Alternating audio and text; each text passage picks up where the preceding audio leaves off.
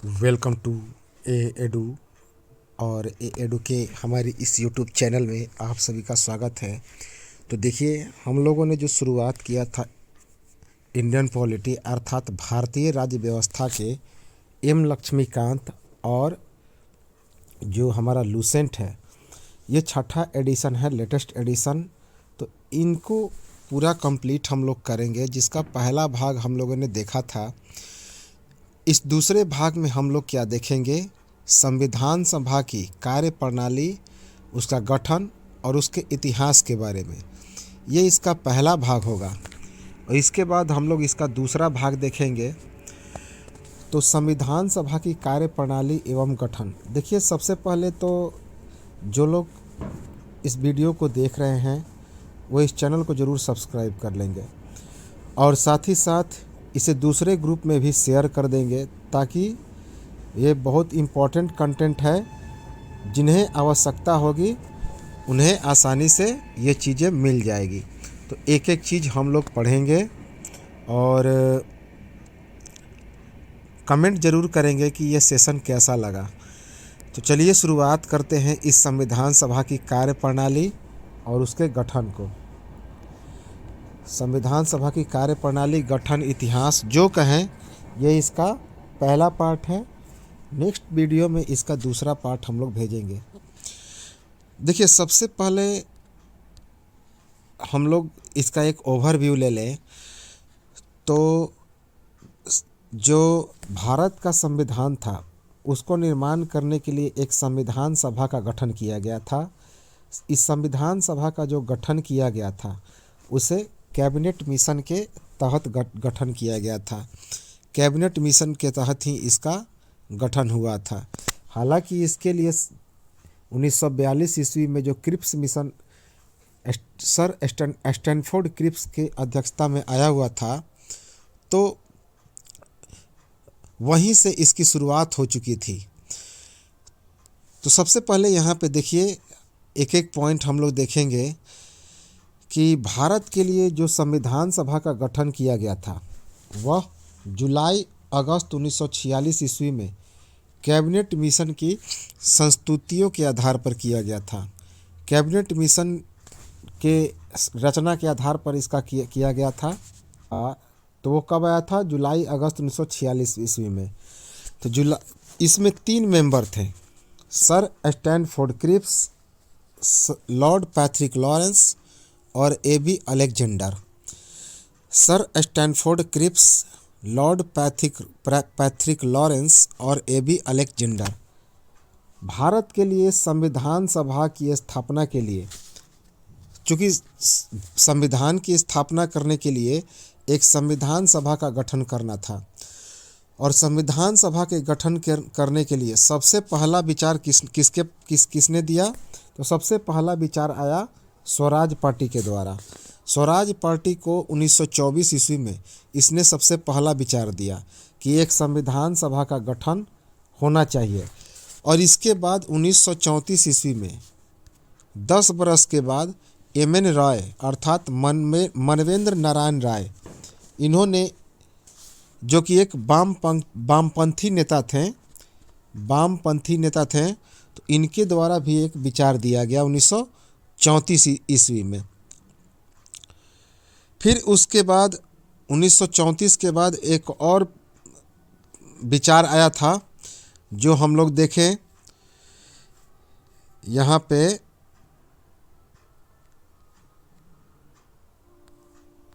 एक तीसरा जो विचार आया था यहाँ पे 1938 ईस्वी में। देखिए, 1938 ईस्वी में जवाहरलाल नेहरू ने क्या किया कि भारतीय राष्ट्रीय कांग्रेस के ये सदस्य थे, इन्होंने वयस्क मताधिकार के आधार पर संविधान सभा को भारतीय संविधान का निर्माण करने की घोषणा कर दी। तो तीसरा विचार जो आया था, तो 3 विचार आए थे, जिसमें पहला जो आया था 1935 ईस्वी में। 1935 ईस्वी में जो है तीसरी बार मांग की गई भारतीय राष्ट्रीय कांग्रेस के द्वारा, आधिकारिक रूप से पहली बार मांग की गई। तो संविधान सभा के गठन की आधिकारिक रूप से पहली बार मांग की गई 1935 ईस्वी में इंडियन नेशनल कांग्रेस के द्वारा, और 1938 ईस्वी में भारतीय राष्ट्रीय कांग्रेस के एक मेंबर पंडित जवाहरलाल नेहरू, जो कि पहले प्रधानमंत्री बने थे, उन्होंने स्वतंत्र भारत के संविधान के निर्माण के लिए वयस्क मताधिकार के आधार पर चुनी गई संविधान सभा के द्वारा घोषणा की। अर्थात उन्होंने उस 1938 में घोषणा किया कि जो संविधान सभा का गठन किया जाएगा और उसके द्वारा जो संविधान का निर्माण होगा वह वयस्क मताधिकार के आधार पर होगा, अर्थात वोटिंग के माध्यम से।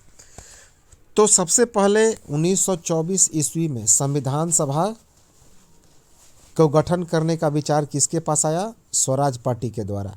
फिर 1934 ईस्वी में संविधान सभा को गठन करने का दूसरा विचार मानवेंद्र नारायण राय एम.एन. रॉय ने दिया, जो कि एक वामपंथी दल के नेता थे। और पहली बार जो है आधिकारिक रूप से संविधान सभा के गठन की मांग किसने की? इंडियन नेशनल कांग्रेस ने 1935 ईस्वी में। अब देखिए 1935 ईस्वी में मांग तो की। स्वतंत्र भारत के 1938 ईस्वी में भारतीय राष्ट्रीय कांग्रेस के पंडित जवाहरलाल नेहरू ने क्या किया? वयस्क मताधिकार के आधार पर जो संविधान सभा के निर्माण करने की घोषणा की। अब 1940 ईस्वी में वयस्क मताधिकार के आधार पर चुनी गई संविधान सभा के द्वारा पंडित जवाहरलाल नेहरू के संविधान की ब्रिटिश सरकार के द्वारा स्वीकार कब की गई? 1940 ईस्वी में। तो जो जवाहरलाल नेहरू ने कहा था कि जो संविधान सभा के सदस्यों का जो चुनाव होगा वह वयस्क मताधिकार के द्वारा होगा और इसी के आधार पर भारत का संविधान निर्माण होगा, एक स्वतंत्र भारत का संविधान निर्माण होगा। तो इसको अंग्रेजों ने कब माना? ब्रिटिश सरकार के द्वारा इसे 1940 ईस्वी में स्वीकार किया गया। बहुत इंपॉर्टेंट है, डेट याद रखेंगे, सारे जो ईयर है सब याद रखेंगे। कब? अगस्त 1940 ईस्वी में। इसीलिए इसे अगस्त प्रस्ताव के नाम से भी जाना जाता है। क्या नाम जाना जाता है? अगस्त प्रस्ताव के नाम से। फिर देखिए 1942 ईस्वी में ब्रिटिश सरकार के एक कैबिनेट मंत्री थे, नाम था उनका सर स्टैनफोर्ड क्रिप्स। क्या नाम था उनका? Sir Stanford Cripps. और उनके एक ब्रिटिश मंत्रिमंडल के सदस्य ने क्रिप्स मिशन के रूप में भारत में आगमन लिया। तो कैबिनेट मंत्री थे सर स्टैनफोर्ड क्रिप्स और एक उनके साथ था ब्रिटिश मंत्रिमंडल। तो ये सभी भारत में आए और इसका नाम था, इसलिए इसका नाम लिखा गया क्रिप्स मिशन, क्योंकि इसके मेन अध्यक्ष कौन थे? Sir Stanford Cripps. ये कब आया? 1942 ईस्वी में। तो पूछा जाता है कि भारत में क्रिप्स मिशन का आगमन कब हुआ? 1942 में।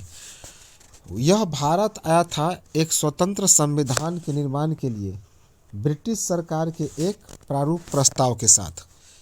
तो यह जो क्रिप्स मिशन भारत आया था स्वतंत्र संविधान के निर्माण के लिए ब्रिटिश सरकार के एक प्रारूप के साथ आया था। तो 1942 में ही यह तय हो चुका था कि भारत को अब एक स्वतंत्र राष्ट्र घोषित कर दिया जाएगा। लेकिन इस क्रिप्स मिशन को मुस्लिम लीग ने अस्वीकार कर दिया। अब क्यों अस्वीकार कर दिया? तो मुस्लिम लीग की मांग थी कि अपनी अपनी संविधान सभा वाली भारत को दो हिस्सों में बांट देना। मुस्लिम लीग ये चाहता था कि अब भारत और पाकिस्तान दो अलग अलग स्वायत्त हिस्से हो जाएं और दोनों का अपना अपना संविधान हो। लेकिन 1946 ईस्वी में जब कैबिनेट मिशन आया तो उसने इसे अस्वीकार कर दिया। अर्थात कैबिनेट मिशन ने दो संविधान के मांग को क्या कर दिया? अस्वीकार कर दिया। क्या किया? दो संविधान के मांग को इसने अस्वीकार कर दिया। इसके आधार पे अब बैठक होती है। देखिए 9 दिसंबर 1946 ईस्वी को संविधान सभा की पहली बैठक होती है। कब? 9 दिसंबर 1946 ईस्वी को 3 बैठक होती है। 9 दिसंबर 1946 ईस्वी को संविधान सभा की पहली बैठक नई दिल्ली के काउंसिल चैम्बर के पुस्तकालय में होती है। कहाँ? नई दिल्ली के काउंसिल चैम्बर के पुस्तकालय में, याद रखेंगे, इम्पोर्टेंट है। इसमें इस पहली बैठक को मुस्लिम लीग के द्वारा पाकिस्तान की मांग को लेकर बहिष्कार कर दिया गया। तो मुस्लिम लीग एक अलग पाकिस्तान की मांग कर रहा था, तो इसलिए इस पहली बैठक को मुस्लिम लीग ने क्या कर दिया? बहिष्कार कर दिया। इसके आधार पर, चूंकि मुस्लिम लीग ने जब बहिष्कार किया तो टोटल जो मेंबर थे 389 थे। तो जैसे ही मुस्लिम लीग ने बहिष्कार किया तो अब कुल सदस्यों की संख्या हो गई 211। तो पहली बैठक में मुस्लिम लीग के बहिष्कार करने के बाद जो टोटल सदस्य शामिल हुए वो कितने? 211। इसमें अस्थायी अध्यक्ष चुना गया डॉक्टर सच्चिदानंद सिन्हा को। डॉक्टर सच्चिदानंद सिन्हा जो कि उस समय के उस संविधान सभा के सबसे बुजुर्ग व्यक्ति थे, तो इसीलिए उन्हें अस्थायी अध्यक्ष चुना गया। तो कई बार एग्जाम में इसको लेकर प्रश्न पूछ लिया गया है कि भारतीय संविधान सभा की अस्थायी अध्यक्ष कौन थे? डॉक्टर सच्चिदानंद सिन्हा। क्यों इनको अस्थायी अध्यक्ष चुना गया? क्योंकि ये उस गुट के सबसे उम्रदराज व्यक्ति थे, बुजुर्ग व्यक्ति थे। 2 दिनों के बाद अर्थात 11 दिसंबर 1946 ईस्वी को इस संविधान सभा की दूसरी बैठक हुई। कौन बैठक हुई? दूसरी, 11 दिसंबर 1946 ईस्वी को। और इसमें एक अस्थायी अध्यक्ष चुना गया, डॉक्टर राजेंद्र प्रसाद को। डॉक्टर राजेंद्र प्रसाद को इसमें अस्थायी अध्यक्ष चुना गया। साथ ही साथ इसमें 2 उप अध्यक्षों का भी चुनाव किया गया। 2 उप अध्यक्ष, एक का नाम था डॉक्टर HC मुखर्जी और दूसरे का नाम था VT कृष्णामाचारी। तो डॉक्टर HC मुखर्जी और VT कृष्णामाचारी ये दोनों उपाध्यक्ष चुने गए। इसकी तीसरी बैठक हुई 13 दिसंबर 1946 ईस्वी को। और इस समय तीसरी बैठक में एक महत्वपूर्ण काम हुआ पंडित जवाहरलाल नेहरू के द्वारा। 13 दिसंबर 1946 को इन्होंने एक उद्देश्य प्रस्ताव लागू कर दिया। तो संविधान सभा की जब तीसरी बैठक हुई तो पंडित जवाहरलाल नेहरू ने एक उद्देश्य प्रस्ताव लागू किया। यह जो उद्देश्य प्रस्ताव था, इसमें संवैधानिक संरचना के ढांचे एवं दर्शन की झलक थी। तो भारतीय संविधान के संरचना के ढांचे और दर्शन की झलक थी। इस उद्देश्य प्रस्ताव को 22 जनवरी 1947 ईस्वी को स्वीकार किया गया। इससे संविधान की प्रस्तावना बनती है। तो 22 जनवरी 1947 ईस्वी को उद्देश्य प्रस्ताव को सर्वसम्मति से स्वीकार कर लिया गया और इसी उद्देश्य प्रस्ताव से संविधान की प्रस्तावना काफ़ी हद तक निर्मित की गई है। अब देखिए, संविधान सभा में प्रारंभ में कुल सदस्यों की संख्या थी 389। याद रखेंगे, बहुत इंपॉर्टेंट है कि प्रारंभ में संविधान सभा में सदस्यों की संख्या थी 389। इसमें ब्रिटिश प्रांत के प्रतिनिधि थे 292, चीफ कमिश्नरी क्षेत्र के प्रतिनिधि थे 4, चीफ कमिश्नर के क्षेत्र के प्रतिनिधि थे 4। ये कौन कौन से क्षेत्र के थे? तो बलूचिस्तान, दुर्ग, दिल्ली और कुर्ग। तो बलूचिस्तान, अजमेर, कुर्ग और दिल्ली, ये 4 प्रांत जो थे ये क्या थे? तो ये जो 4 प्रांत थे, कुर्ग, अजमेर, दिल्ली और बलूचिस्तान, ये चीफ कमिश्नरी के क्षेत्र थे। और देसी रियासत के प्रतिनिधि कितने थे? 93 जो थे ये देसी रियासत के प्रतिनिधि थे। अब इस संविधान सभा का चुनाव किस योजना के अनुसार किया गया? तो जुलाई अगस्त 1946 ईस्वी में कैबिनेट मिशन के तहत, कैबिनेट मिशन की योजना के अनुसार संविधान सभा का चुनाव किया गया।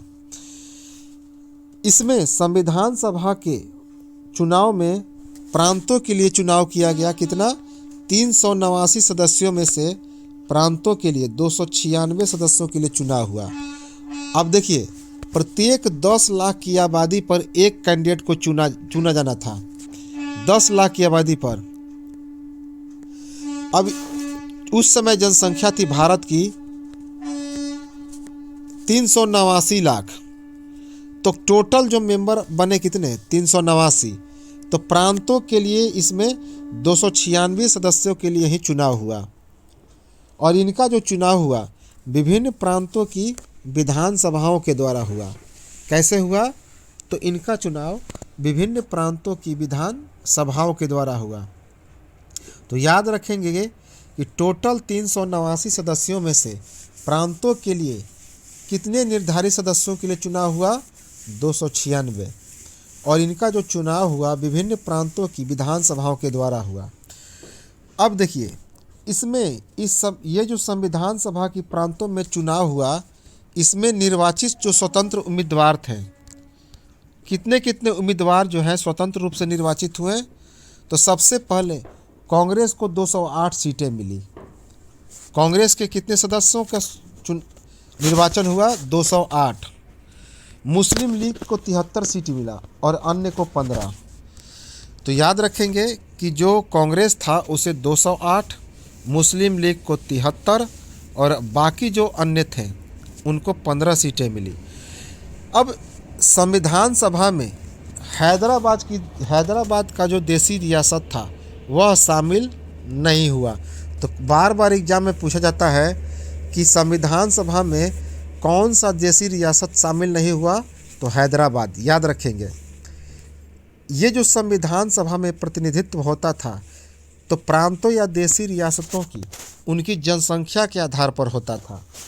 तो अर्थात प्रत्येक 10 लाख की आबादी पर एक स्थान का उनका आवंटन होता था।